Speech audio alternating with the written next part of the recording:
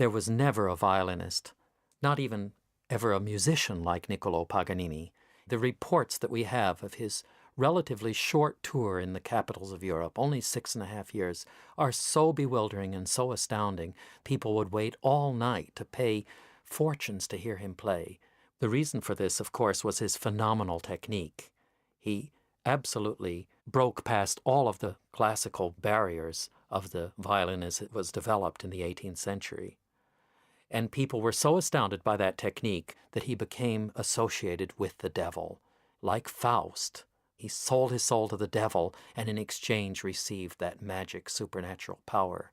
They said that even his strings were not normal, that they were made of his wife's gut, which he had ripped out of her intestines. Terrible stories which really backfired on Paganini because they led to his alienation, to people becoming suspicious of him, and as we'll see, even to his body not being allowed to be buried in consecrated ground. But because of the prodigious technique and the bizarre nature of the diabolic pact, sometimes people lose contact with the great expressive music that we have in Paganini, and particularly in the Caprices, which are undoubtedly his masterpieces. What he adds to the Caprice, which is a light study filled with technical virtuosity, is so important. It's the musical profundity and the musical expression, the depth. And that's why these works can be fulfilling works for an entire lifetime for a violinist, for sure. Not only the technical side of it, but also the musical expression. And I think it's worthy to look at these Caprices in relation to his own great life struggle, to that sadness, the poignancy, to the communication, to the mystery, which is all there. But very often the technique is so amazing that one can stop at this admiration and just, in a way, become lost in Paganini's fabulous technique.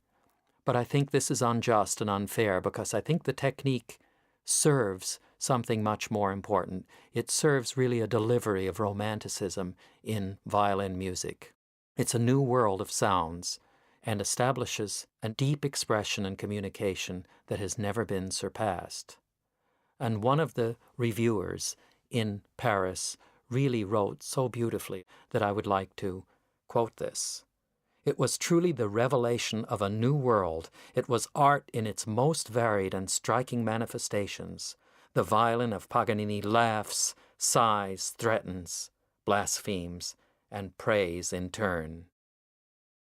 I think it's a good idea to begin the complete 24 Caprices by playing the 13th Caprice, because it is an entrance to that diabolic side of Paganini that so fascinated Europe. In fact, it's called the Devil's Laugh, and it's called the Devil's Laugh because of the outrageous slide in thirds on the upper two strings up to a high searing note and then all of a sudden jerking down.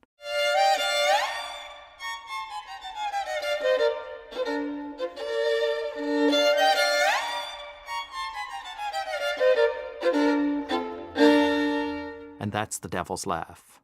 Now, there's a playfulness about the beginning Devil's Laugh, so we're not dealing with a devil of Mephistophelian proportions, but a sort of friendly devil, but certainly a devil of great virtuosity, and that virtuosity is seen in the second part, where the bow and the fingers move at breakneck speeds, and there's very quick changes of string from the lowest to the highest string.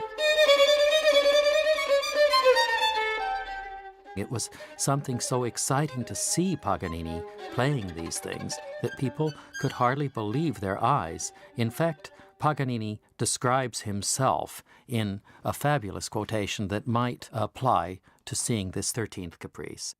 Someone, he said, affirmed that he saw nothing surprising in my performance, for he had distinctly seen the devil at my elbow, directing my arm and guiding my bow.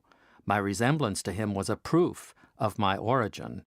He was clothed in red, had horns on his head, and carried his tail between his legs.